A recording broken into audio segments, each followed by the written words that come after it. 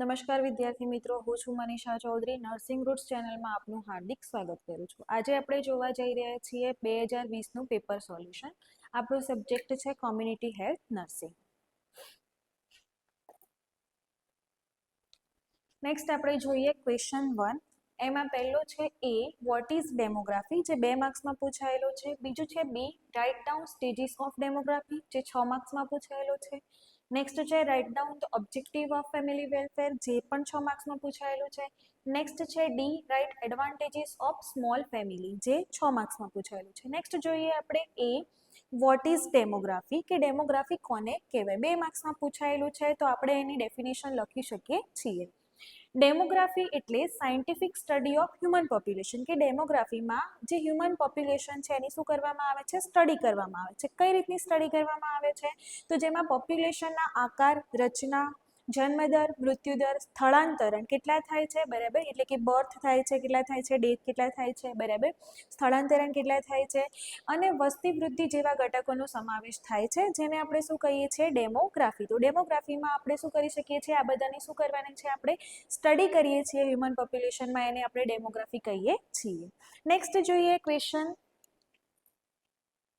બી, કે જેમાં આપણને પૂછ્યું છે B, write down stages of demography, કે ડેમોગ્રાફીના સ્ટેજ કેટલા છે, બરાબર. જોઈએ તો demographic cycle explain how a country's population change over time based on birth rate, death rate and population growth, કે બર્થ, ડેથ અને પોપ્યુલેશન જે રેટમાં ચેન્જીસ થાય છે, બરાબર, એના અકોર્ડિંગ અહીંયા આપણને સ્ટેજ આપેલા છે, બરાબર. અ country typically pass through 5 main stage, કે એના મેઇન સ્ટેજ કેટલા છે, તો 5 એના મેઇન સ્ટેજ જોવા મળે છે ડેમોગ્રાફીના. તો each stage reflect the health, economic and social condition of the nation, કે દરેક સ્ટેજમાં શું જોવા મળે છે, શેના પર રિફ્લેક્ટ કરે છે, તો આપણી હેલ્થ ઉપર, ઇકોનોમિકલ સ્ટેટસ ઉપર અને સોશિયલ કન્ડિશન ઉપર અફેક્ટ કરતા હોય છે. પહેલો સ્ટેજ છે a high stationary stage. High stationary સ્ટેજમાં શું હોય, તો in this stage the birth rate is very high, કે આ જે સ્ટેજ છે એમાં જે બર્થ રેટ છે એટલે કે જે જન્મદર છે કેવો જોવા મળે છે, સૌથી વધારે ઊંચો જોવા મળે છે. બીકોઝ ઓફ અર્લી મેરેજ, શેના લીધે, તો જલ્દી મેરેજ થઈ જાય છે એના લીધે. લેક ઓફ ફેમિલી પ્લાનિંગ, કે ફેમિલી પ્લાનિંગનું નોલેજ નથી હોતું. બીજું છે પુઅર એજ્યુકેશન, બરાબર એજ્યુકેશન હોતું નથી. એન્ડ હાઈ ફર્ટિલિટી, એટલે કે ફર્ટિલિટી કેવી જોવા મળે છે, વધારે જોવા મળે છે. Death rate is also very high, જન્મદરની જોડે જોડે મૃત્યુદર પણ કેવો જોવા મળે છે, સૌથી વધારે ઊંચો જોવા મળે છે. Due to a poor nutrition, કે પ્રોપર બરાબર ન્યુટ્રિશન મળતું નથી. બીજું છે એપિડેમિક્સ, અનહાઇજેનિક કન્ડિશન જોવા મળે છે. And lack of medical services, કે મેડિકલ સર્વિસીસનો અભાવ હોવાથી જે મૃત્યુદર છે એ આપણને ઊંચા જોવા મળે છે આ સ્ટેજની અંદર. તો આ સ્ટેજમાં ઇન્ડિયા બિફોર 1920, આ સ્ટેજ ક્યારે છે, તો 1920ના પહેલાની વાત છે, કે ઇન્ડિયામાં આ જે હાઈ સ્ટેશનરી સ્ટેજ છે, બરાબર, એ 1920 પહેલા જોવા મળતો હતો. Therefore, population growth remains almost zero at birth and death cancel each other. આ સ્ટેજમાં જન્મદર અને મૃત્યુદર બંને કેવા જોવા મળે છે, ઊંચા હોવાથી વસ્તીમાં વધારો થતો નથી, કેમ કે બંને ઇક્વલ જોવા મળે છે, જેટલા બર્થ થાય છે એટલા જ સામે ડેથ પણ જોવા મળે છે. તો આ છે તમારો ફર્સ્ટ સ્ટેજ. સેકન્ડ જોઈએ આપણે, તો સેકન્ડ સ્ટેજ છે આપણો ધ અર્લી એક્સપાન્ડિંગ સ્ટેજ. એમાં શું છે જોઈએ, in this stage birth rate remains high, કે જન્મદર જે છે એ શું જોવા મળે છે, ઊંચો જોવા મળે છે.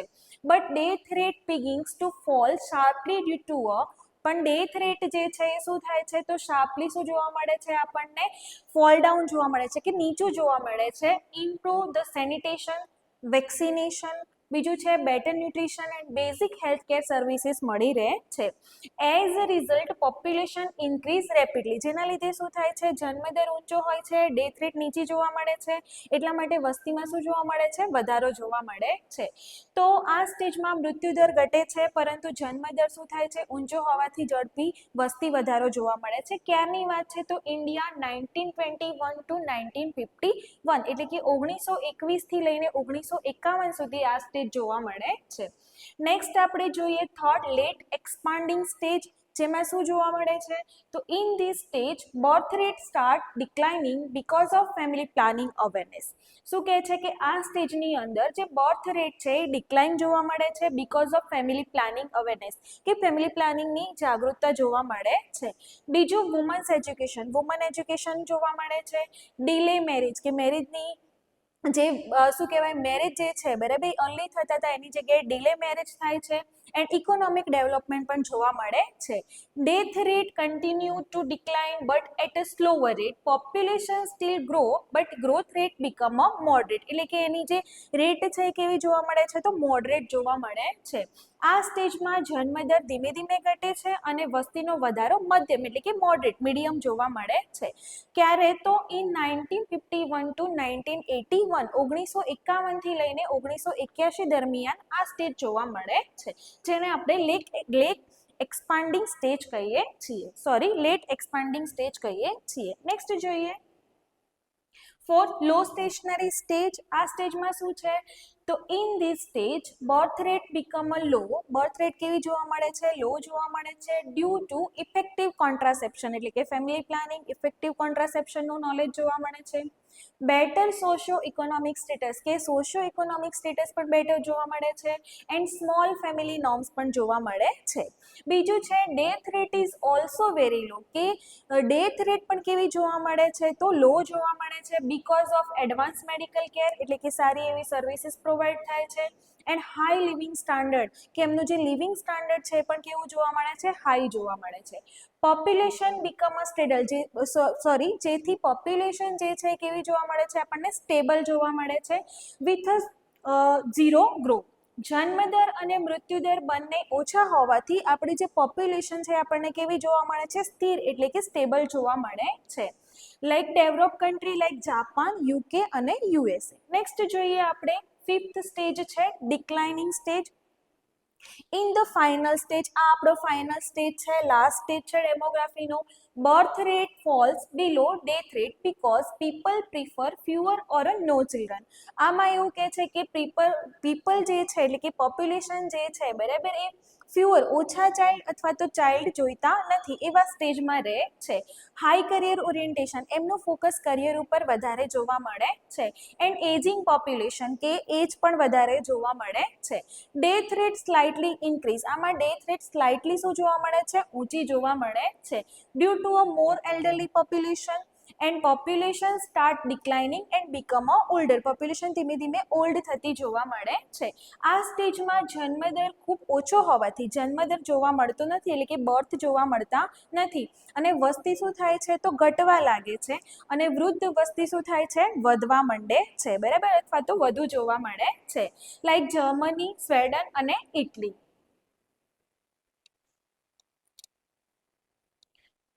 નેક્સ્ટ ક્વેશ્ચન છે આપણો question C, write down the objective of family welfare. જે 6 માર્ક્સમાં પૂછાયેલું છે. જોઈએ આપણે. પહેલું છે to reduce birth rate and control population grow. આપણે શું કરવાનું છે? બર્થ રેટને ઓછું કરવાનું છે અને પોપ્યુલેશનને શું કરવાનું છે? કંટ્રોલ કરવાની છે. તો the primary objective is to stabilize population, કે પ્રાઇમરી આપણો ઓબ્જેક્ટિવ એવો છે કે જે પોપ્યુલેશન છે એને સ્ટેબલ બનાવવાની છે. By reducing birth rate, stable ક્યારે બને છે? જ્યારે બર્થ રેટ શું થશે? તો ઓછા થશે. Through the family planning services, અને ક્યારે ઓછા થશે? જ્યારે ફેમિલી પ્લાનિંગની સર્વિસીસ બરાબર મળતી હશે તો. એ આપણો પહેલો ઓબ્જેક્ટિવ છે, જેથી આપણે શું કરી શકીએ છીએ? તો વસ્તીનો શું કરી શકીએ છીએ? ઘટાડો કરી શકીએ છીએ. નેક્સ્ટ જોઈએ two promote small family norms, કે નાના કુટુંબનું જે નોર્મ્સ છે બરાબર એના માટે આપણે એમને એન્કરેજ કરવાના છે. તો encouraging couple to adopt 2 child norm, કે 2 બાળકો હોવા જોઈએ. તો એ નોર્મ્સને આપણે શું કરવાના છે? નોર્મ્સ માટે એમને આપણે એન્કરેજ કરવાના છે ફોર અ બેટર હેલ્થ, કે એમ તો એમની હેલ્થને મેન્ટેન રાખવા માટે, બેટર બનાવવા માટે, ન્યુટ્રિશનલ સ્ટેટસ જાળવવા માટે અને ઇકોનોમિક સ્ટેબિલિટી લાવવા માટે આપણે આ ઓબ્જેક્ટિવ છે આપણો કયો? તો two promote small family norms, નાનું કુટુંબ હોવું જોઈએ. નેક્સ્ટ છે third, to improve the maternal health. કોની હેલ્થ ઉપર ધ્યાન આપવાનું છે અથવા તો ઇમ્પ્રૂવ કરવાની છે? જો મધર છે એમની હેલ્થને આપણે ઇમ્પ્રૂવ કરવાની છે. તો એમાં કે છે providing antenatal, intranatal and postnatal care, કે મધર જ્યારે પ્રેગ્નન્સી કન્સીવ કરે છે ત્યારે 3 સ્ટેજ હોય છે: એન્ટીનેટલ, ઇન્ટ્રાનેટલ અને પોસ્ટનેટલ કેર પ્રોપર હોવી જોઈએ. બીજું છે આયર્ન ફોલિક એસિડ સપ્લિમેન્ટ માતાને મળવું જોઈએ. બીજું છે ટીટી ઇમ્યુનાઇઝેશન, એમનું વેક્સિનેશન રસીકરણ થવું જોઈએ. And safe મધરહુડ practice to reduce maternal mortality. જે મધરહુડની પ્રેક્ટિસ છે એ સેફ હશે અથવા તો જે પ્રેગ્નન્સી દરમિયાનનો પીરિયડ છે સેફ હશે તો મધરના મૃત્યુ થવાના ચાન્સીસ ઘટી જાય છે, એટલે કે એમની મોર્ટાલિટી રેટને આપણે ઓછી કરી શકીએ છીએ, જેને આપણે કહીએ છીએ MMR, મેટર્નલ મોર્ટાલિટી રેટને આપણે શું કરવાનું છે, ઓછું કરવાનું છે. નેક્સ્ટ જોઈએ આપણે, નેક્સ્ટ છે ટુ ઇમ્પ્રૂવ ચાઇલ્ડ હેલ્થ, કે ચાઇલ્ડની જે હેલ્થ છે એને પણ આપણે ઇમ્પ્રૂવ કરવાની છે. એન્શ્યોરિંગ ફૂલ ઇમ્યુનાઇઝેશન એટલે કે રસીકરણ કરાવવાનું છે. એક્સક્લુઝિવ બ્રેસ્ટ ફીડિંગનું એન્કરેજ કરવાના છે. ORS આપવાનું છે. ઝીંકનો યુઝ કરવાનો છે. ગ્રોથને મોનિટરિંગ કરવાનું છે. એન્ડ અર્લી ડિટેક્શન ઓફ માલન્યુટ્રિશન, કે જે કુપોષણ હોય છે એનું અર્લી ટુ અર્લી શું થવું જોઈએ, ડાયગ્નોસિસ થવા જોઈએ, જેથી આપણે એમને શું કરી શકીએ છીએ, પ્રિવેન્ટ કરી શકીએ છીએ અને ચાઇલ્ડની હેલ્થને શું કરી શકીએ છીએ, મેન્ટેન કરી શકીએ છીએ.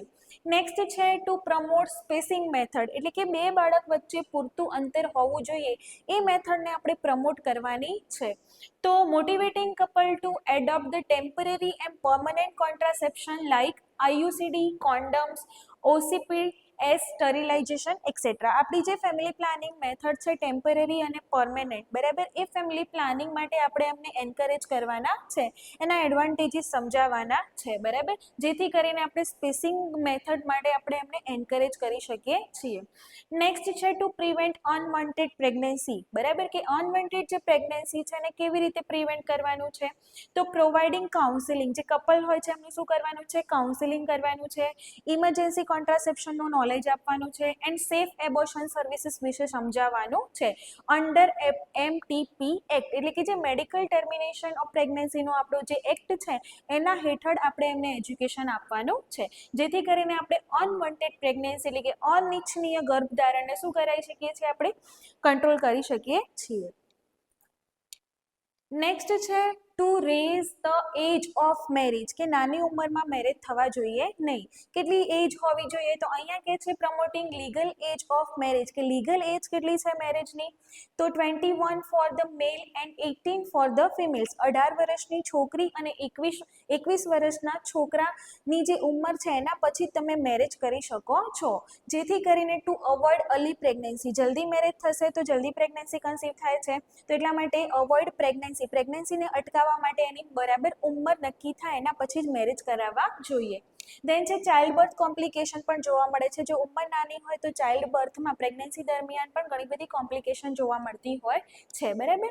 નેક્સ્ટ આપણે જોઈએ to improve nutritional status of woman and children. કોના ન્યુટ્રિશનલ સ્ટેટસને ઇમ્પ્રૂવ કરવાનું છે, તો વુમન એન્ડ ચાઇલ્ડના જે ન્યુટ્રિશનલ સ્ટેટસને આપણે ઇમ્પ્રૂવ કરવા માટે શું કરીશું, તો પ્રોવાઇડ કાઉન્સિલિંગ ઓન ડાયટ ઉપર કાઉન્સિલિંગ કરવાનું છે. એનિમિયાને પ્રિવેન્ટ કરવાનું છે. બીજું છે સપ્લિમેન્ટ ન્યુટ્રિશન અંડર ICDS. સ્ત્રી અને બાળકોમાં શું મળવું જોઈએ, બરાબર ન્યુટ્રિશન મળવું જોઈએ. નેક્સ્ટ છે ટુ રિડ્યુસ ફર્ટિલિટી રેટ, જેને આપણે કહીએ છીએ TFR, કે ફર્ટિલિટી રેટને આપણે ઓછી કરવાની છે.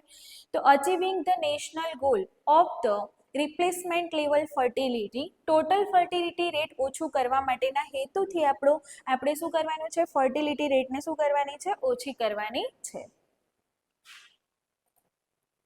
નેક્સ્ટ છે two promote reproductive and child health, જેને આપણે કહીએ છીએ શોર્ટમાં RCH. તો સ્ટ્રેન્થન RCH સર્વિસીસ, RCH અંતર્ગત જે સર્વિસીસ પ્રોવાઈડ કરવામાં આવે છે એને સ્ટ્રોંગ બનાવવાની છે. લાઇક ઇનફર્ટિલિટી મેનેજમેન્ટ, કે ઇનફર્ટિલિટીનું મેનેજમેન્ટ કરવાનું છે. STI RTI એટલે કે સેક્સ્યુઅલી ટ્રાન્સમિટેડ જે ડિઝીઝ છે એને કંટ્રોલ કરવાના છે. એડોલેસન્ટ હેલ્થ ઉપર ફોકસ કરવાનું છે. એન્ડ સેફ ડિલિવરી પર પણ ફોકસ કરવાનું છે, બરાબર, જેથી કરીને આપણે શું કરી શકીએ છીએ, તો પ્રજનન આરોગ્ય અને બાળક આરોગ્યમાં શું લાવી શકીએ છીએ, સુધારો કરી શકીએ છીએ. નેક્સ્ટ છે two ensure gender equality and woman empowerment, કે જે જેન્ડર ડિસ્ક્રિમિનેશન થાય છે, બરાબર, તો એ ના થવું જોઈએ. જોડે જોડે જેન્ડર ઇક્વાલિટી હોવી જોઈએ અને વુમન એમ્પાવરમેન્ટ પર પણ આપણે કામ કરવાનું છે. તો ડિસ્કરેજિંગ જેન્ડર ડિસ્ક્રિમિનેશન, કે જેન્ડર બાયસ હોવું જોઈએ નહીં મેલ અને ફિમેલમાં. બીજું છે પ્રમોટિંગ ગર્લ ચાઇલ્ડ એજ્યુકેશન, કે શું પ્રમોટ કરવાનું છે કે ગર્લ જે ચાઇલ્ડ છે, છોકરીઓમાં જે એજ્યુકેશન છે એને પ્રમોટ કરવાનું છે અને વુમન્સ રાઇટ્સ પણ આપણે શીખવાડવાના છે, જેથી આપણે જો ભેદભાવ થાય છે, ડિસ્ક્રિમિનેશન જોવા મળે છે એને આપણે ઓછું કરી શકીએ છીએ. બીજું છે to improve quality of life of families, કે જોડે જોડે ફેમિલી મેમ્બર જે હોય છે એમની જે ક્વોલિટી ઓફ લાઈફ છે એને પણ આપણે ઇમ્પ્રૂવ કરવાની છે. તો helping family achieve better health, family મેમ્બરને એમની બેટર હેલ્થને અચીવ કરવામાં આપણે હેલ્પફુલ થવાનું છે. બીજું ઇકોનોમિક સ્ટેબિલિટી કરાવવાની છે. એજ્યુકેશન એન્ડ સોશિયલ વેલબિંગ પણ જોવાનું છે, જેથી કરીને ફેમિલીની જે લાઈફ છે એને પણ આપણે શું કરી શકીએ છીએ, ક્વોલિટી ઓફ લાઈફને ઇમ્પ્રૂવ કરી શકીએ છીએ. નેક્સ્ટ ક્વેશ્ચન છે આપણો write advantages of small family, કે જે સ્મોલ ફેમિલી છે એના ફાયદા શું હોય છે એ પણ 6 માર્ક્સમાં પૂછાયેલું છે. પહેલું છે better health for mother and child, કે જેટલું નાનું કુટુંબ હશે એટલી માતા અને બાળકની હેલ્થ સારી જોવા મળે છે. તો small family ensure adequate spacing between birth, reducing the risk of anemia, maternal complication, the preterm birth and low birth weight, આવી જે કન્ડિશન જોવા મળે છે એને તમે ઓછું કરી શકો છો, કે જેટલું નાનું કુટુંબ હોય છે એમાં 2 બાળકો વચ્ચે પૂરતું અંતર જોવા મળે છે, જેથી તમે એનિમિયાનું જે રિસ્ક છે એનું ઓછું કરી શકો છો. મેટર્નલ કોમ્પ્લિકેશન એટલે કે માતાને જે કોમ્પ્લિકેશન થવાના ચાન્સીસ છે એ પણ ઓછા થઈ જાય છે. પ્રીટર્મ બર્થ એટલે કે અધૂરા માસે બાળક જન્મતું નથી, અને જે લો બર્થ વેટ જેવી કન્ડિશન જોવા મળે છે કે જ્યારે બાળક જન્મે ત્યારે એનું જે વજન પૂરતું હોવું જોઈએ હોતું નથી, જેને આપણે લો બર્થ વેટ કહીએ છીએ, બરાબર. એટલા માટે બેટર હેલ્થ હોવી જોઈએ મધર અને ચાઇલ્ડની. નેક્સ્ટ છે better nutrition for all family member, કે જેટલા પણ ફેમિલીના મેમ્બર છે, બરાબર, એમની વાત છે અહીંયા. The parents can provide balance diet, balance ડાયટને તમે પ્રોવાઈડ કરાવી શકો છો, લાઈક મિલ્ક છે, ફ્રૂટ્સ છે, વેજીટેબલ્સ છે, જે more easily to 1 or 2 child, જેટલા ઓછા બાળકો હશે એટલું તમે એમને અટેન્શન આપી શકો છો, એમનું ન્યુટ્રિશન પર ધ્યાન કરી શકો છો. નેક્સ્ટ છે બેટર એજ્યુકેશન ઓપોર્ચ્યુનિટી, કે જેટલા ઓછા બાળકો હશે એટલું તમે એના એજ્યુકેશનને ઓપોર્ચ્યુનિટી આપી શકો છો, ધ્યાન આપી શકો છો. તો parents can afford the quality education, તો પેરેન્ટ્સ એના બાળક માટે ક્વોલિટી એજ્યુકેશનને એફોર્ડ કરી શકે છે. બીજું tuition, books, uniforms for a fewer child, કે જેટલા ઓછા બાળકો હશે એટલું એમને એજ્યુકેશનલ જે ઓપોર્ચ્યુનિટી છે વધારે સારી જોવા મળે છે. નેક્સ્ટ છે ઇમ્પ્રૂવ ઇકોનોમિક સ્ટેબિલિટી, તો જેટલું નાનું કુટુંબ હોય છે એટલા એક્સપેન્સીસ ઓછા હોય છે, બરાબર, એટલા માટે એજ્યુકેશન બર્ડન ઓછું જોવા મળે છે. તો તમે શું કરી શકો છો, ઇકોનોમિક સ્ટેબિલિટી પણ લાવી શકો છો. બીજું છે better housing and living condition, કે બેટર હાઉસિંગ અને લિવિંગ કન્ડિશનને પણ તમે ઇમ્પ્રૂવ કરી શકો છો. સ્પેસ મળી રહે છે હોમમાં, બી યુઝ મોર ઇફેક્ટિવલી, તો તમે જે સ્પેસ છે ને ઇફેક્ટિવલી યુઝ કરી શકો છો. બીજું ચાઇલ્ડને સેફ અને ક્લીન એન્વાયરમેન્ટ પણ પ્રોવાઈડ કરી શકો છો. બીજું છે more love, care and affection, parents can give individual attention, proper પૂરતું ધ્યાન આપી શકે છે, ઇમોશનલ સપોર્ટ પ્રોવાઈડ કરી શકે છે, પ્રોપર એનું ધ્યાન રાખી શકે છે, સુપરવિઝન કરી શકે છે. ટુ ઈચ ચાઇલ્ડ, દરેક ચાઇલ્ડને શું મળે છે, પ્રોપર લવ, અફેક્શન અને કેર મળે છે. નેક્સ્ટ છે reduce physical and mental stress for women, કે જે fewer pregnancy allow the mother to maintain better physical health and mental well-being, કે જે મધર હોય છે એમનું ફિઝિકલ અને મેન્ટલ હેલ્થ શું થાય છે, જળવાઈ રહે છે. બીજું છે better family planning and future security, તો તમે બેટર ફેમિલી પ્લાનિંગ અને ફ્યુચર સિક્યુરિટી પર પણ ધ્યાન આપી શકો છો. Small family can plan for a future goal like house, saving, insurance and emergency પણ તમને શું કરી શકે છે, સ્મોલ ફેમિલી જેટલું હશે એટલું એમના પર તમે સારું ધ્યાન આપી શકો છો, આયોજન કરી શકો છો.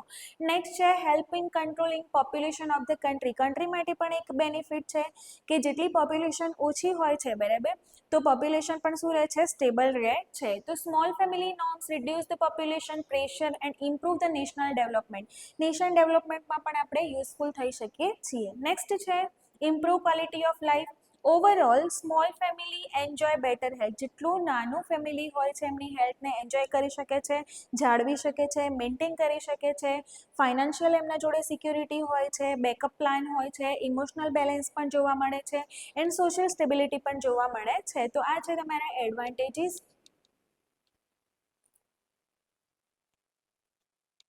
નેક્સ્ટ ઓરમાં ક્વેશ્ચન છે, ક્વેશ્ચન 1 જ છે જે ઓરમાં પૂછાયેલું છે A B C. તો એમાં છે write the definition of occupational health, જે 2 માર્ક્સમાં પૂછાયેલું છે કે ઓક્યુપેશનલ હેલ્થ કોને કહેવાય. બીજું છે explain about occupational health hazards કોને કહેવાય, જે 6 માર્ક્સમાં પૂછાયેલું છે. નેક્સ્ટ છે describe benefit to industrial worker according to ESI act. જોઈએ ફર્સ્ટ છે write the definition of occupational health, કે ઓક્યુપેશનલ હેલ્થ કોને કહીશું. તો occupational health is the branch of health science. Health સાયન્સની એક બ્રાન્ચ છે that focuses on promoting, maintaining and improving the health. કે જે હેલ્થ છે એને પ્રમોટ કેવી રીતે કરવાની છે, મેન્ટેન કઈ રીતે રાખવાની છે, બરાબર, અને ઇમ્પ્રૂવ કેવી રીતે કરવાની છે, એના પર સેફટી અને wellbeing of worker in their work place. કોના માટે છે, તો વર્ક પ્લેસ ઉપર જે વર્કર કામ કરતા હોય છે એમની હેલ્થ માટે ઓક્યુપેશનલ હેલ્થ છે. To aim to prevent work related injury, disease and hazard. Work place ઉપર એમને કોઈ ઇન્જુરી ના થવી જોઈએ, બરાબર, ડિઝીઝ અથવા તો હઝાર્ડ્સથી આપણે એમને શું કરવાના છે, પ્રિવેન્ટ કરવાના છે. અને એમની જે હેલ્થ છે એને શું કરવાની છે, બેટર બનાવવાની છે. એને આપણે શું કહીએ છીએ, ઓક્યુપેશનલ હેલ્થ. નેક્સ્ટ છે explain about occupational health hazard. Occupational health hazard are the dangerous or harmful condition that worker face in their workplace. કે ઘણી બધી એવી વર્કપ્લેસ જગ્યાઓ હોય છે જ્યાં એવા ઘણા બધા હઝાર્ડ્સ હોય છે જેનાથી હેલ્થ ઉપર શું થતી હોય છે, અસર થતી હોય છે. તો હઝાર્ડ મે કોઝ ઇન્જુરી, જે હઝાર્ડથી શું થઈ શકવાના ચાન્સીસ છે, તો ઇન્જુરી થવાના ચાન્સીસ છે, ઇલનેસ બીમારી થવાના ચાન્સીસ છે, ડિસેબિલિટી થવાના ચાન્સીસ છે, ઓર ઇવન ડેથ થવાના પણ ચાન્સીસ હોય છે. તો understanding this hazard help in planning preventive measure to protect worker health. તો આપણે શું કરવાના છે, એ હઝાર્ડથી જે વર્કર છે એમને પ્રોટેક્ટ કરવાના છે. તો કેટલા હઝાર્ડ હોય છે, તો જોઈએ આપણે. પહેલું છે physical હઝાર્ડ્સ. These are hazards related to physical agent present at workplace, like example છે અહીંયા નોઇઝ, કે અવાજ, વાઇબ્રેશન થતું હોય છે, ઘણીવાર હીટ જોવા મળે છે અથવા તો કોલ્ડ જોવા મળે છે, રેડિયેશન એટલે કે એક્સરે, યુવી રેઝ જોવા મળે છે, પુઅર લાઇટિંગ હોય તો પણ કન્ડિશન જોવા મળે છે, પ્રેશર ચેન્જીસ હોય છે. તો આ બધાને આપણે કયા હઝાર્ડ કહીએ છીએ, ફિઝિકલ હઝાર્ડ. બીજું એની ઇફેક્ટ શું હોય છે, તો હિયરિંગ લોસ થવાના ચાન્સીસ છે. બીજું છે હીટ સ્ટ્રોક થવાના ચાન્સીસ હોય છે, ફ્રોસ્ટબાઇટ થવાના ચાન્સીસ છે, આઈ સ્ટ્રેઇન થવાના ચાન્સીસ છે, ફટીગ જોવા મળે છે. તો આની આપણી શું કહેવાય, આપણી બોડી ઉપર આ રીતે ઇફેક્ટ થાય છે, બરાબર, જેને આપણે કયો હઝાર્ડ કહીએ છીએ, ફિઝિકલ હઝાર્ડ. નેક્સ્ટ જોઈએ આપણું કેમિકલ હઝાર્ડ. સેકન્ડ છે કેમિકલ હઝાર્ડ્સ, કે ઘણા બધા જે વર્કર હોય છે કેમિકલ જોડે પણ કામ કરતા હોય છે.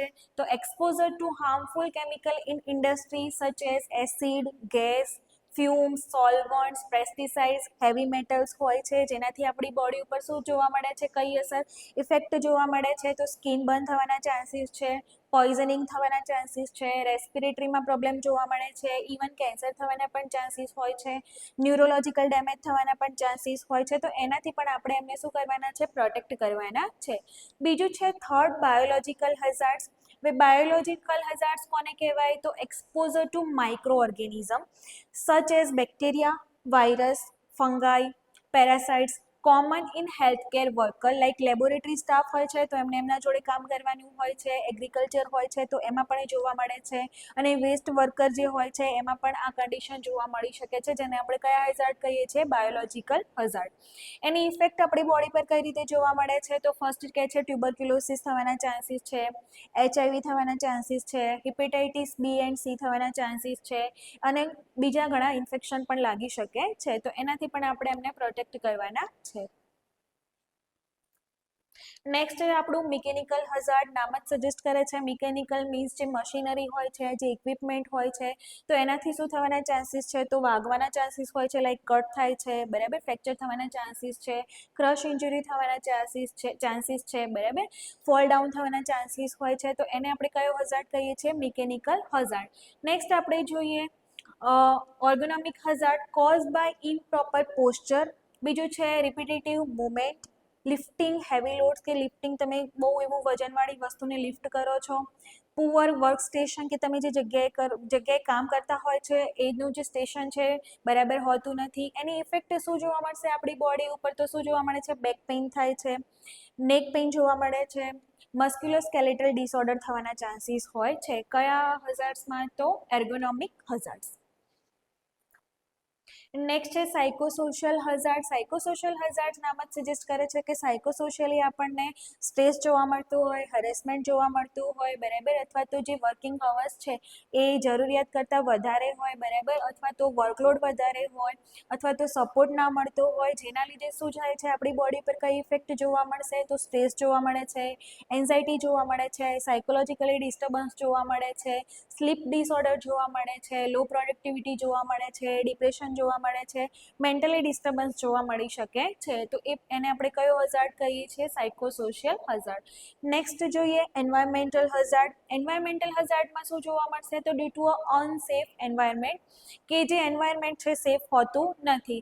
લાઈક કેવી કન્ડિશન જોવા મળે છે? તો પુઅર વેન્ટિલેશન, બરાબર વેન્ટિલેશન હોતું નથી, ડસ્ટ હોય છે, સ્મોક હોય છે, પોલ્યુટેડ એર હોય છે, વેસ્ટ એક્યુમ્યુલેશન હોય છે, જેની ઇફેક્ટ આપણી બોડી પર કઈ રીતે થશે? તો એલર્જી થવાના ચાન્સીસ છે, રેસ્પાયરેટરીમાં ઇન્ફેક્શન લાગવાના ચાન્સીસ છે, અસ્થમા જેવી કન્ડિશન થવાના ચાન્સીસ છે. તો આ પણ એનાથી પણ આપણે એમને શું કરવાના છે? પ્રોટેક્ટ કરવાના છે, જેને આપણે કયો હઝાર્ડ કહીએ છીએ? Environmental hazard.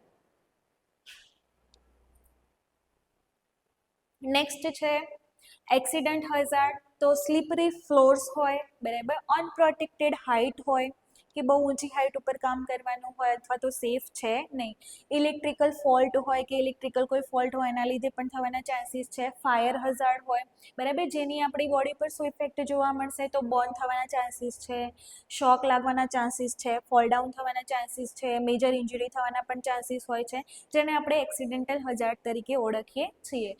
તો આ હતા તમારા hazard of occupational health hazard, જેમાં શું છે? તો occupational health hazard affect worker physically, mentally, socially અને સાયકોલોજીકલી અફેક્ટ કરે છે આ જે હઝાર્ડ છે બરાબર, જેના માટે આપણે એમની સેફટી પર ધ્યાન આપવાનું છે, સેફટી ટ્રેનિંગ, પ્રોપર વેન્ટિલેશન હોવું જોઈએ, મશીનરીનું પ્રોપર શું મેન્ટેનન્સ થતું હોવું જોઈએ, મશીન ગાર્ડ, ઓર્ગોનોમિક પ્રેક્ટિસ હોવી જોઈએ, હેલ્થ ચેકઅપ થતું હોવું જોઈએ in work place according to law. Next જોઈએ આપણે describe the benefits to industrial worker according to ESI act, જે C6 માર્કમાં પૂછાયેલો છે ક્વેશ્ચન બરાબર. તો જોઈએ આપણે પહેલું છે મેડિકલ બેનિફિટ, કે કયા ફાયદા જોવા મળે છે અકોર્ડિંગ ટુ ESI એક્ટ. પહેલું મેડિકલ બેનિફિટ કે worker and their dependent get full medical care including OPD, કે બરાબર શું કહેવાય મેડિકલ કેર એન્ડ ટ્રીટમેન્ટ માટેની અહીંયા વાત છે કે મેડિકલ બેનિફિટમાં એક OPDનો ખર્ચો હોય, હોસ્પિટલાઇઝેશન હોય, સર્જરીઝ હોય છે, મેડિસિન હોય છે એટલે કે દવા ગોળી હોય છે, ડાયગ્નોસ્ટિક ટેસ્ટ હોય છે, લેબ ટેસ્ટ જેને કહીએ છીએ, એમ્બ્યુલન્સની સર્વિસીસ હોય છે, એન્ડ સ્પેશિયલાઇઝ્ડ કન્સલ્ટેશનનો બેનિફિટ તમને મળવાપાત્ર હોય છે, જેને આપણે કયો બેનિફિટ કહીએ છીએ? Medical benefit. વર્કર માટેની વાત છે બરાબર. બીજું છે સિકનેસ બેનિફિટ, કે માની લો તમે બીમાર થઈ ગયા, કોઈ સિકનેસ જોવા મળી during the time of working condition બરાબર, તો અ કેશ બેનિફિટ, કે કેશમાં તમને કેટલો બેનિફિટ મળી શકે છે? તો equal to 70% of wages to paid during the certified sickness for a maximum of 91 days in a year, કે વર્ષ દરમિયાન 91 દિવસ માટે તમને જો કોઈ એવી બીમારી જોવા મળે છે તો 70% વેજીસ તમને મળવાપાત્ર હોય છે, જે વર્કર 70% પગાર મળી શકે છે કામદારોને. નેક્સ્ટ છે એક્સટેન્ડેડ સિકનેસ બેનિફિટ ફોર એ લોંગ ટર્મ ડિઝીઝ. માની લો કે કોઈ મેજર બીમારી થઈને લોંગ ટર્મ ડિઝીઝ કન્ડિશન થઈ ગયો છે, લાઇક ટ્યુબરક્યુલોસિસ છે, કેન્સર છે, હાર્ટ ડિઝીઝ છે, એઇડ્સ છે etcetera. Worker get 80% wages up to 2 year on medical certification બરાબર, કે 2 વર્ષ સુધી તમને કેટલો પગાર મળી શકે છે? તો 80% વેજીસ મળવાપાત્ર હોય છે મોટી બીમારીમાં. નેક્સ્ટ જોઈએ તો નેક્સ્ટ છે મેટર્નિટી બેનિફિટ, એટલે કે મધર માટેની વાત છે. વુમન વર્કર હોય તો receive 100% wages for 26 week during pregnancy, કે 26 વીક્સ ડ્યુરિંગ પ્રેગ્નન્સી તમને શું મળી શકે છે? 100% વેજીસ મળવાપાત્ર છે.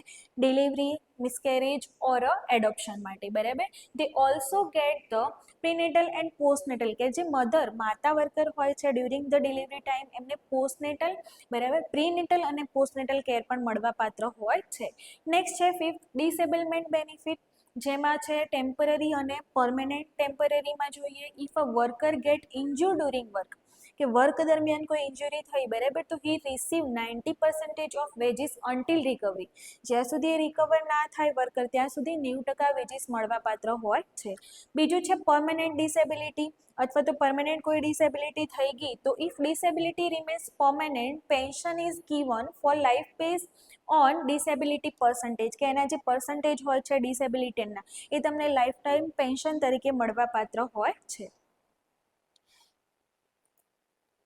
નેક્સ્ટ છે dependence benefit, if a worker dies due to an employment injury, his dependents such as a widow, children and parents receive monthly pension, કે વર્ક દરમિયાન કોઈ વર્કરનું ડેથ થઈ ગયું તો એમના જે વાઇફ હોય છે વિડો, એમના જે ચાઇલ્ડ હોય છે અથવા તો જે પેરેન્ટ્સ હોય છે એમને પેન્શન, મંથલી પેન્શન મળવા પાત્ર હોય છે, જેને આપણે ડિપેન્ડન્સ બેનિફિટ, એટલે કે જેના પર ડિપેન્ડન્ટ હતા એ માણસ મરી જાય તો એના બેનિફિટ થવાના ચાન્સીસ છે, બરાબર. નેક્સ્ટ છે funeral benefits, on the death of an insured person the family receive the 15,000 as a funeral expenses, કે ડેથ દરમિયાન જે ખર્ચો થાય છે એમાં 15,000 તમને સહાય મળે છે, તો એને આપણે ફ્યુનરલ બેનિફિટ્સ પણ કહીએ છીએ. નેક્સ્ટ છે કન્ફિનમેન્ટ benefits, if a female insured or dependent delivery a baby in a place where ESI family is not available, a cash benefit is given, બરાબર, કે તમારા એવા કોઈ બેનિફિટ ઇન્ક્લુડ ના હોય તો ડિલિવરી દરમિયાન જે કોઈ પણ પ્રોસેસ હોય છે, બરાબર, એમાં તમને કેશ બેનિફિટ મળવા પાત્ર હોય છે, બરાબર. નેક્સ્ટ છે vocational rehabilitation benefit, worker who become a disable due to an accident the receive training and rehabilitation helping them return to work, કે માની લો કે કોઈ કામ અંતર્ગત અથવા તો શું કહેવાય તાલીમ અંતર્ગત શું થતું હોય છે તો એમને તાલીમ આપવામાં આવતી હોય છે, કોઈ ડિસેબિલિટી જોવા મળે તો, બરાબર, વોકેશનલ રિહેબિલિટેશન બેનિફિટ એને કહેવામાં આવે છે. કોઈ ડિસેબિલિટી જોવા મળે અકસ્માત અથવા તો અપંગ કામદારોને પુનઃવર્સન અથવા તો તાલીમ આપવામાં આવે છે, કે એમનું કામ છે અથવા તો કામ ચલાવવું એ કામ કરી શકે એના માટે શું આપવામાં આવતી હોય છે, તાલીમ આપવામાં આવતી હોય છે, એ પણ એક બેનિફિટ છે. નેક્સ્ટ છે free supply of the aids and applicants, disable જે વર્કર હોય છે, બરાબર, રિસીવ વ્હીલચેર, તો એવા વર્કરોને શું આપવામાં આવે છે તો વ્હીલચેર આપવામાં આવે છે, આર્ટિફિશિયલ લિમ્સ પ્રોવાઈડ કરવામાં આવે છે, હિયરિંગ એડ્સ શું કહેવાય આપવામાં આવતું હોય છે, અકોર્ડિંગ એમની જે જરૂરિયાત હોય એ પ્રમાણેના શું કરવામાં આવે છે એડ્સ અથવા તો એપ્લિકન્ટ્સ પ્રોવાઈડ કરવામાં આવતા હોય છે. નેક્સ્ટ છે unemployment allowance, if a worker lose job due to a factory close, માની કોઈ ફેક્ટરીમાં કામ કરતા હોય અને લોસના કારણે ફેક્ટરી બંધ થઈ ગઈ તો ઓર હી ગેટ અનએમ્પ્લોયમેન્ટ અલાઉન્સ પણ મળી શકે છે. તો medical care and vocational training, જેમાં નોકરી ગુમાવનાર જે કામદારો હોય છે, બરાબર, એમને બેરોજગારી ભથ્થું અને આરોગ્ય સેવા મળવા પાત્ર હોય છે, જેને આપણે શું કહીએ છીએ અનએમ્પ્લોયમેન્ટ અલાઉન્સ. નેક્સ્ટ છે પ્રિવેન્ટિવ હેલ્થ સર્વિસીસ, તો પિરિયોડિક હેલ્થ ચેકઅપ થાય છે, ઇમ્યુનાઇઝેશન એટલે કે રસીકરણ, preventive activities and health education are provided in ESI hospital. The ESI Act provide comprehensive social security to industrial worker, તો આ કોના માટે કામ કરે છે કે જે ઇન્ડસ્ટ્રીયલ વર્કર છે એમની medical, financial, maternity, disability and dependent support માટે કામ કરે છે. ઇટ એન્શ્યોર વર્કર્સ હેલ્થને શું કરવાનું છે આપણે વર્કરની હેલ્થને પ્રોટેક્ટ કરવાના છે, ઇકોનોમિકલ સ્ટેબિલિટી માટે and social safety, making it one of the strongest welfare legislation in India, જેને આપણે કયો એક્ટ કહીએ છીએ ESI એક્ટ. તો અહીંયા તમારા લોંગ ક્વેશ્ચન પૂરા થાય છે. નેક્સ્ટ આપણે જોઈએ શોર્ટ નોટ્સ, જેમાં ઈચ શોર્ટ નોટના 5 માર્ક્સ છે, બરાબર. Question 2, write a short note. પહેલો ક્વેશ્ચન છે બોર કમિટી. શું છે બોર કમિટી? તો the Bhore committee was appointed by the government of India 1943 under the chairman of sir Joseph Bhore. જે બોર કમિટીના ચેરમેન છે કોણ છે? તો sir Joseph Bhore. The committee aim to review the health condition of the country and recommended a health care system suitable four independent India. Health માટે શું કરે છે? તો બોર કમિટી કામ કરે છે. Bhore committee emphasize the fundamental right and should be accessible to without discrimination. કોઈ discrimination વગર શું કરવાની છે આપણે? હેલ્થ ઉપર બોર કમિટી કામ કરે છે. 3 tier health system, primary health centre છે, સેકન્ડરી યુનિટ છે એન્ડ ડિસ્ટ્રિક્ટ હોસ્પિટલ છે જે આમાં ઇન્ક્લુડ છે. The committee strongly promote the integration of curative and preventive services. Curative અને પ્રિવેન્ટિવ સર્વિસીસમાં આપણને પ્રોવાઈડ કરે છે, હેલ્પ કરે છે. કોના ઉપર ફોકસ કરે છે? તો મેટર્નલ એન્ડ ચાઇલ્ડ હેલ્થ ઉપર ફોકસ કરે છે, એન્વાયરમેન્ટલ સેનિટેશન ઉપર ફોકસ કરે છે, વોટર સપ્લાય પર ફોકસ કરે છે, હેલ્થ એજ્યુકેશન પર ફોકસ કરે છે, અથવા તો જેટલા પણ ડિઝીઝ કન્ડિશન છે એના પર ફોકસ કરીને આપણને હેલ્પફુલ થાય છે. કઈ કમિટી? બોર કમિટી. બીજું જોઈએ તો કોમ્યુનિકેબલ ડિઝીઝ કંટ્રોલ કરવામાં પણ હેલ્પ કરે છે, ન્યુટ્રિશનલ પ્રોગ્રામ પણ કરે છે. It suggest the establish on PHC for every 40,000 population and secondary health unit. કે આપણને ખબર જ છે કે જે PHC છે એ 40,000ની પોપ્યુલેશનમાં જોવા મળે છે અને જે CHC છે 1,80,000થી 1,20,000ની પોપ્યુલેશનમાં જોવા મળે છે. એમાં આ બધી સુવિધાઓ મળતી હોય છે. બીજું કે 650 જે બેડેડ હોસ્પિટલ હોય છે, બરાબર, એ Bhore committee was the foundation for the development of public health infrastructure in India including health supervision for a rural area. કે આ જે બોર કમિટી છે, બરાબર, એ જે હેલ્થ સર્વિસીસ જ્યાં પ્રોવાઈડ થાય છે એના ઇન્ફ્રાસ્ટ્રક્ચરને સ્ટ્રોંગ કરવામાં પણ હેલ્પ કરે છે. PHC હોય છે, CHC હોય છે, ડિસ્ટ્રિક્ટ હોસ્પિટલ હોય છે, બરાબર. બીજું છે એમને એમાં જે કામ કરતા હોય છે, બરાબર, એમને પણ ટ્રેનિંગ આપવામાં આવે છે પિરિયોડિકલી, એમને પણ હેલ્પફુલ થાય છે. And the major achievement of bore committee was the concept of comprehensive health care. કે બધી હેલ્થ કેર શું કરે છે? પ્રોવાઈડ કરે છે. And establishment of national health services system. Next question છે આપણો આશા. આશા આપણને ખબર જ છે એક્રેડિટેડ સોશિયલ હેલ્થ એક્ટિવિસ્ટ છે કે ક્યાં કાર્યરત હોય છે? તો રૂરલ એરિયામાં કાર્યરત હોય છે, બરાબર. ASHA are the community based health voluntary introduced under the national rural health mission. આપણો જે ક્વેશ્ચન છે, બરાબર, NRHM in 2005 એમાં પણ શું છે? એ under national health rural mission અંતર્ગત આશા જોવા મળે છે, હેલ્થ વોલન્ટરીઝ તરીકે કામ કરતા હોય છે. They act as a bridge between the community and health system. ASHA જે છે મોસ્ટ ઇમ્પોર્ટન્ટ રોલ છે. તો હેલ્થ સિસ્ટમ અને કોમ્યુનિટીના જે માણસો છે એમના વચ્ચેના બ્રિજ તરીકે આશાને આપણે ઓળખીએ છીએ. તો ASHA is a literate woman resident for a village. કે રૂરલ એરિયા છે, વિલેજ એરિયા છે, એમાં લિટરેટ વુમન તરીકે અથવા તો એ શું કરે છે? એજ્યુકેશન આપે છે, સર્વિસીસ પ્રોવાઈડ કરે છે, મેટર્નલ પ્રેગ્નેન્ટ મધરને હેલ્પ કરે છે, બાળકને હેલ્પ કરતા હોય છે. એનો મેઇન રોલ શું હોય છે? તો include health education. Health education આપતા હોય છે, હેલ્થ એજ્યુકેશનની સર્વિસીસ પ્રોવાઈડ કરે છે. પછી પ્રમોટિંગ ઇન્સ્ટિટ્યુશનલ ડિલિવરીમાં શું કરે છે? હેલ્પફુલ થાય છે, એન્કરેજ કરે છે, એના રિલેટેડ એજ્યુકેશન આપે છે, એન્ટીનેટલ કેર, બરાબર. બીજું છે ઇમ્યુનાઇઝેશનમાં યુઝફુલ થાય છે, ફેમિલી પ્લાનિંગ મેથડમાં હેલ્પ કરે છે, ન્યૂબોર્ન કેરમાં હેલ્પ કરે છે, ORSનો યુઝ કેવી રીતે કરવાનો, કોન્ટ્રાસેપ્ટિવ મેથડ શું હોય છે એનો યુઝ કેવી રીતે કરવાનો, કોપર્ટી કોને કહેવાય, અથવા તો temporary permanent family planning method કોને કહેવાય, કઈ રીતે એ મેથડનો તમે યુઝ કરી શકો છો, એનું ડિસ્ટ્રીબ્યુશન કરવામાં હેલ્પ કરે છે. And support the national programme. National જેટલા પણ પ્રોગ્રામ થતા હોય છે, લાઈક TB છે, મેલેરિયા છે, લેપ્રોસિસ છે, એમાં પણ આશા વર્કર આપણને હેલ્પફુલ થતા હોય છે. Also ASHA help in preparing the village health plan. કે વિલેજ હેલ્થ પ્લાનમાં પણ એ આપણને હેલ્પ કરતા હોય છે. And participate in village health sanitation and nutritional committee. She motivates mother for a Janani Suraksha યોજના, જેને આપણે કહીએ છીએ JSY. બીજો એક છે JSSK એટલે કે જનની શિશુ સુરક્ષા કાર્યક્રમ.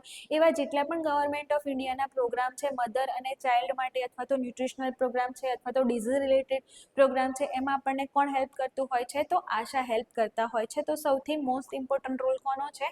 આશાનો જોવા મળે છે. બેકબોન કહેવામાં આવે છે એમને કોમ્યુનિટીના, કેમ કે આશા આપણને શું કરે છે? જે ગોલ છે હેલ્થનો એને અચીવ કરવામાં સૌથી વધારે શું કરતા હોય છે? હેલ્પફુલ થતા હોય છે. નેક્સ્ટ જોઈએ આપણો થર્ડ શોર્ટ નોટ અથવા તો ક્વેશ્ચન છે ચિરંજીવી યોજના કે ચિરંજીવી યોજના કોને કહેવાય તો ચિરંજીવી યોજના is the flagship scheme of the government of Gujarat. Government of ગુજરાતની આ એક સ્કીમ છે ચિરંજીવી યોજના. ક્યારે સ્ટાર્ટ થઈ હતી તો 2005 to reduce maternal and neonatal mortality among the poor family કે જે પુઅર ફેમિલી હોય છે બરાબર એમાં જે મધર હોય છે અને જે નિયોનેટ કે નવું જન્મેલું જે બાળક હોય છે એમની જે ડેથ મૃત્યુ દર છે એને ઓછો કરવા માટે આ યોજનાને સ્ટાર્ટ કરવામાં આવી હતી જેને આપણે ચિરંજીવી યોજના તરીકે ઓળખીએ છીએ બરાબર. The scheme provide free institutional delivery. આ સ્કીમમાં શું છે તો જે બીપીએલ માણસો છે બરાબર કે જે પુઅર ફેમિલી છે એમને શું કરે છે ફ્રી ઓફ ડિલિવરીની સર્વિસીસ પ્રોવાઈડ કરે છે અથવા તો જે શેડ્યુલ ટ્રાઇબ છે અથવા તો પુઅર પ્રેગ્નન્ટ વુમન હોય છે કે જે એફોર્ડ કરી શકતા નથી. Women through the employed private hospital under this program the government pay a fixed package કે અમુક ફિક્સ પ્રાઇવેટ હોસ્પિટલોમાં જે ફિક્સ બેનિફિટ હોય છે ફિક્સ જે પેમેન્ટ હોય છે એ પણ આપવામાં આવતું હોય છે જે કઈ યોજનામાં આપવામાં આવે છે ડિલિવરી દરમિયાન તો ચિરંજીવી યોજના. તો hospital providing delivery services including the normal and complicated delivery બંને ડિલિવરીને ઇન્ક્લુડ કરવામાં આવે છે પુઅર ફેમિલી માટે કોમ્પ્લિકેટેડ ડિલિવરી હોય તો પણ અને નોર્મલ ડિલિવરી હોય તો પણ. This encourage safe delivery. આ યોજનામાં શું છે તો જે સેફ ડિલિવરી છે એને એન્કરેજ કરવા માટે આ સ્કીમને ચાલુ કરવામાં આવી છે એન્ડ રિડ્યુસ ફાઇનાન્શિયલ બર્ડન કે જે ફાઇનાન્શિયલ બર્ડન છે એને ઓછું કરે છે ચિરંજીવી યોજના. બીજું છે the scheme ensure availability of the skill birth attendance કે સેફ મધરહુડ હોવું જોઈએ ડિલિવરી સેફ હોવી જોઈએ માતા અને બાળક બંને સુરક્ષિત હોવું જોઈએ ઇમરજન્સી ઓબ્સ્ટેટિક કેર મળી રહેતી હોવી જોઈએ બ્લડ ટ્રાન્સફ્યુઝનની જરૂર પડે તો એની પણ સર્વિસીસ મળતી હોવી જોઈએ એન્ડ ન્યૂ બોર્ન કેર કે નવું જન્મેલું જે બાળક છે એની પણ સારવાર અથવા તો એની પણ કેર બરાબર હોવી જોઈએ.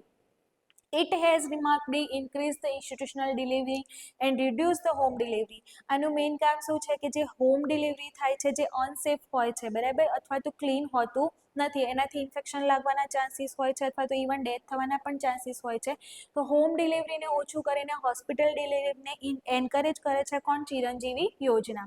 તો જે ટ્રાઇબલ અથવા તો રૂરલ એરિયામાં જે પુઅર ફેમિલીઝ હોય છે એમને એન્કરેજ કરવાના છે હોસ્પિટલ ડિલિવરી માટે જેના માટે આ યોજના અથવા તો સ્કીમને ચાલુ કરવામાં આવી હતી ગુજરાતની અંદર.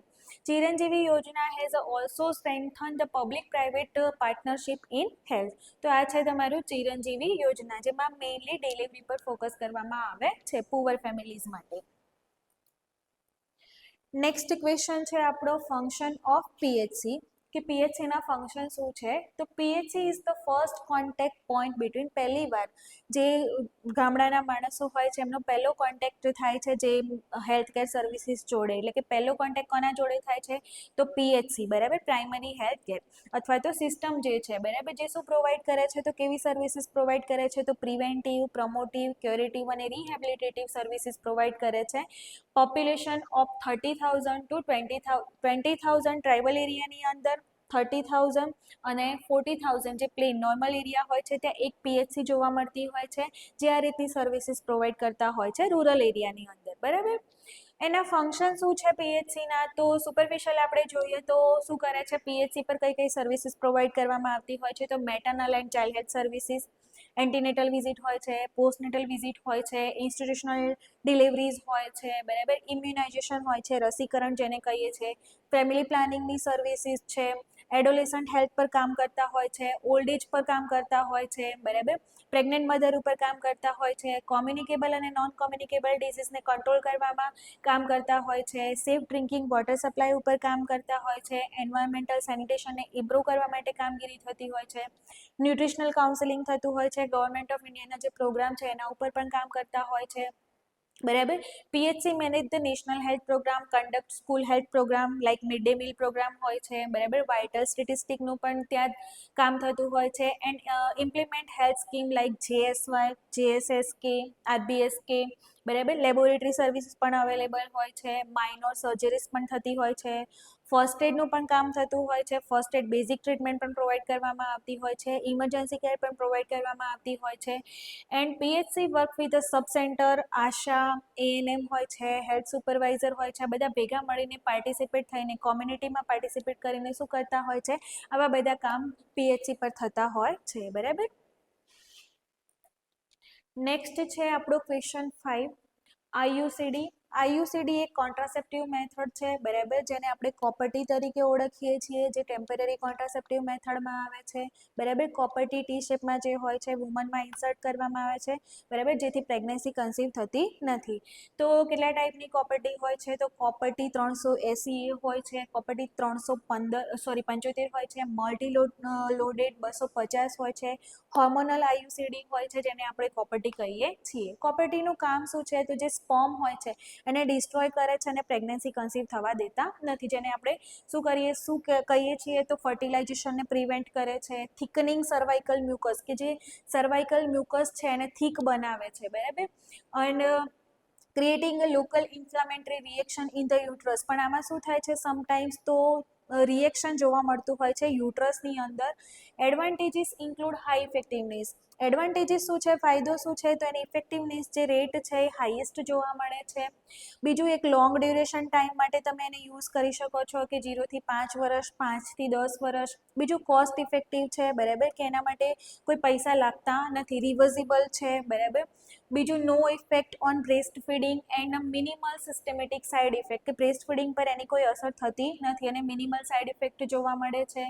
પણ સમટાઈમ્સ એના શું ડિસએડવાન્ટેજીસ જોવા મળતા હોય છે? તો ઇન્ક્લુડ મેન્સ્યુરેશનલ ઇરેગ્યુલારિટીઝ જોવા મળતી હોય છે, પેલ્વિક ઇન્ફ્લામેશન થવાના ચાન્સીસ છે, ડિઝીઝનું રિસ્ક જોવા મળતું હોય છે, ectopic pregnancy in rare cases, કે રેર કેસીસમાં sometimes ectopic pregnancy, unwanted pregnancy પણ જોવા મળતી હોય છે. And during long term spacing. Contraindication include pregnancy, PID, unexplain vaginal bleeding, કે સમટાઈમ્સ વજાઇનલ બ્લીડિંગ પણ જોવા મળતું હોય છે, બરાબર. એસેપ્ટિક ટેકનિકનો યુઝ કરવાનો હોય છે. ઇન્સર્શન માટે આસિસ્ટન્સ જોઈએ, બરાબર. Follow up any complete periodical time પર શું કરવાનું હોય છે? વિઝિટ કરવાની હોય છે. And the educating woman about warning sign, કે જે કોપરટી છે, આઈયુસીડી છે, બરાબર, એના વોર્નિંગ સાઇન વિશે તમારે વુમનને શું કરવાનું છે? નોલેજ આપવાનું છે. Reliable family planning method widely use in India. ભારતમાં સૌથી વધારે કોપરટીનો યુઝ જોવા મળે છે, બરાબર, કેમ કે લોંગ ટર્મ માટે ચાલતું હોય છે, જેને આપણે શું કહીએ છીએ? તો આઈયુસીડી. નેક્સ્ટ ક્વેશ્ચન છે આપણો school health programme. School health programme શું છે? તો school health programme is an essential component of child health services. Child health services માટે મોસ્ટ ઇમ્પોર્ટન્ટ છે. Promoting the physical, mental, emotional and social wellbeing of school children, કે સ્કૂલમાં જે બાળકો છે એમનું ફિઝિકલ, મેન્ટલ, સોશિયલ અને ઇમોશનલ હેલ્થ ઉપર ધ્યાન રાખવા માટે સ્કૂલ હેલ્થ પ્રોગ્રામ કામ કરતું હોય છે. It include periodical health checkup. સ્કૂલમાં જઈને પિરિયોડિકલી ઇન્ટરવલમાં શું કરવામાં આવે છે? હેલ્થનો ચેકઅપ કરવામાં આવે છે. લાઇક સ્ક્રીનિંગ ફોર ડિફેક્ટ, બરાબર, deafness, vision, hearing problem, dental problem, જેનો શું કરવામાં આવતું હોય છે? ચેકઅપ કરવામાં આવતું હોય છે. ડિટેક્ટિંગ માલન્યુટ્રિશન, કે કુપોષણ છે કે નહીં, એને પણ એનાલિસિસ કરવામાં આવતું હોય છે. બીજું છે ધ પ્રોગ્રામ પ્રોવાઇડ્સ ઇમ્યુનાઇઝેશન. બીજું શું કરવામાં આવે છે? તો રસીકરણ કરવામાં આવે છે. Iron and folic acid supplementation પણ આપવામાં આવતું હોય છે, એનું પણ અસેસમેન્ટ કરવામાં આવતું હોય છે. મેન્સ્યુરેશન હાઇજીન ઉપર પણ કામ કરવામાં આવતું હોય છે, એના પર પણ એજ્યુકેશન આપવામાં આવતું હોય છે. ફર્સ્ટ એડની ટ્રેનિંગ આપવામાં આવતી હોય છે. And health education regarding nutrition.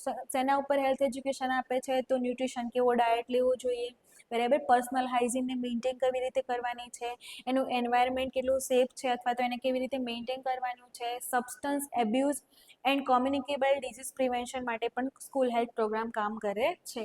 બીજું છે teachers are train in identifying the health problem and providing first aid, કે સ્કૂલ માટે સૌથી જવાબદાર વ્યક્તિ કોણ હોય છે? ટીચર્સ. તો એમને પણ આ રિલેટેડ શું કરવામાં આવતું હોય છે? અવેરનેસ આપવામાં આવતી હોય છે, એમને પણ ટ્રેનિંગ આપવામાં આવતી હોય છે. Under the Ayushman Bharat health and wellness embrace, એટલે કે ટીચરનો જે મોસ્ટ ઇમ્પોર્ટન્ટ વાઇટલ રોલ છે આની અંદર, કે જે બાળકો સ્કૂલમાં આવે છે તો એમને એજ્યુકેશન આપવાનું અથવા તો એમનું ધ્યાન રાખવાનું કામ પણ સૌથી વધારે કોનું હોય છે? ટીચર્સનું, કે play a major role play કરે છે. The program promotes a safe school environment, જેના માટે સ્કૂલનું જે એન્વાયરમેન્ટ છે કેવું હોવું જોઈએ? તો સેફ હોવું જોઈએ. બીજું કે છે સેનિટેશન, કે સ્વચ્છતા જળવાતી હોવી જોઈએ સ્કૂલમાં. જે ડ્રિંકિંગ વોટર આવે છે એ સેફ હોવું જોઈએ, સ્વચ્છ હોવું જોઈએ. મિડ ડે મીલ જે પ્રોગ્રામ ચાલે છે સ્કૂલમાં, મધ્યાહન ભોજન જેને આપણે કહીએ છીએ, એનું મોનિટરિંગ પણ ટીચર્સને કરવાનું છે. The aim is to detect the problem early આનો એમ શું છે સ્કૂલ હેલ્થ સર્વિસીસનો? તો અર્લી ટુ અર્લી આપણે ડાયગ્નોસિસને ડિટેક્ટ કરી શકીએ છીએ, પ્રિવેન્ટ ડિઝીઝને શું કરી શકીએ છીએ? પ્રિવેન્ટ કરી શકીએ છીએ, reduce the absenteeism and improve the academic performance, જેમાં આપણને સ્કૂલ હેલ્થ પ્રોગ્રામ શું કરે છે? યુઝફુલ થાય છે.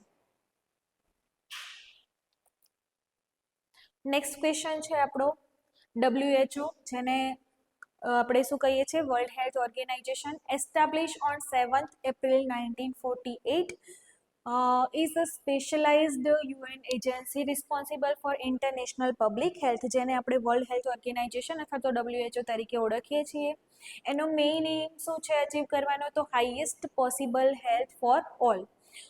WHO formulates global health standard, promote research. WHO શું કરે છે? તો હેલ્થ સ્ટાન્ડર્ડને પ્રમોટ કરવા માટે રિસર્ચ કરે છે, નેશનને સપોર્ટ કરે છે, હેલ્થ પ્રોગ્રામ યુઝ કરે છે, બરાબર, અથવા તો હેલ્થ પ્રોગ્રામ અંતર્ગત સર્વિસીસ પ્રોવાઈડ કરે છે, પ્રોવાઈડ ટેકનિકલી પણ આસિસ્ટ કરે છે, ડ્યુરિંગ ધ એપિડેમિક્સ એન્ડ ડિઝાસ્ટર જેવી કન્ડિશનમાં પણ એ આપણને હેલ્પફુલ થાય છે.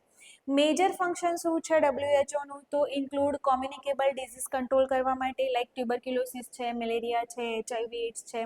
બીજું મેટર્નલ એન્ડ ચાઇલ્ડ હેલ્થ ઉપર ફોકસ કરે છે, ન્યુટ્રિશનલ ઇમ્પ્રુવમેન્ટ ઉપર પણ ફોકસ કરે છે, એન્વાયરમેન્ટલ સેનિટેશનનું ધ્યાન રાખે છે, હેલ્થ એજ્યુકેશન આપે છે, and development of human resources for health.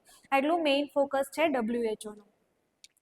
WHO also published the International Classification of Disease, gives guideline for a safe water, કે વોટર સપ્લાય સેફ હોવું જોઈએ, એન્વાયરમેન્ટ સેફ હોવું જોઈએ, મેડિસિન્સ મળવી જોઈએ, વેક્સિનેશન રસીકરણ થવું જોઈએ, બરાબર. WHO provide the critical guidance for the સર્વિલન્સ. બીજું શું કામ કરે છે? તો ઇન્ફેક્શન કંટ્રોલ કરે છે, વેક્સિનેશન અને ગ્લોબલ કોઓર્ડિનેશન પણ હોય છે. WHO work through its the regional office including the SEARO for the South East Asia.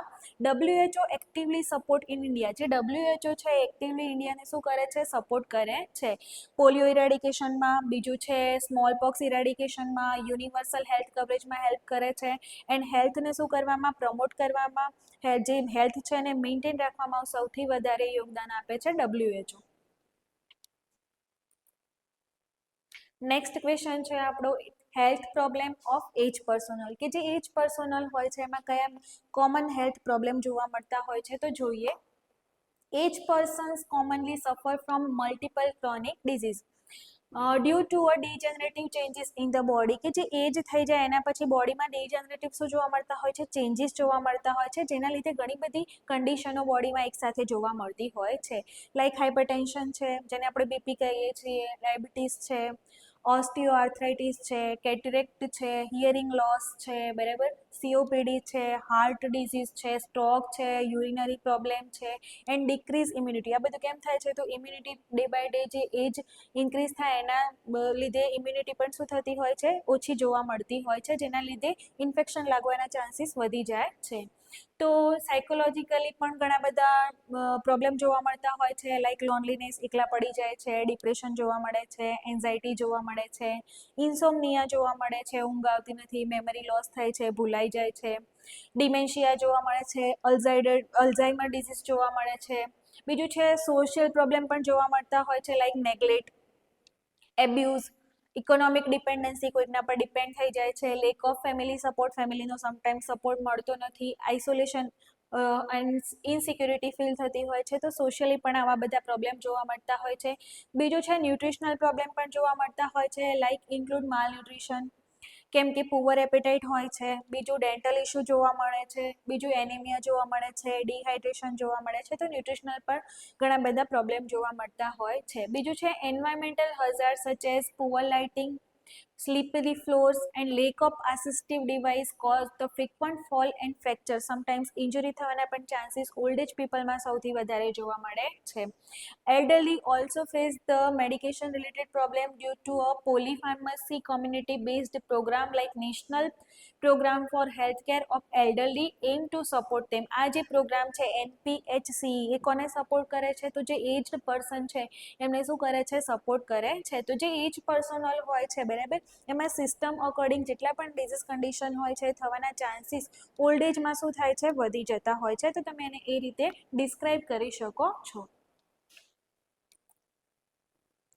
આ હતું તમારું 2020નું સંપૂર્ણ પેપર સોલ્યુશન કોમ્યુનિટી હેલ્થ નર્સિંગનું. આ વિડીયો ગમ્યો હોય તો વિડીયોને લાઇક કરો, શેર કરો, સબસ્ક્રાઈબ કરો. Thank you.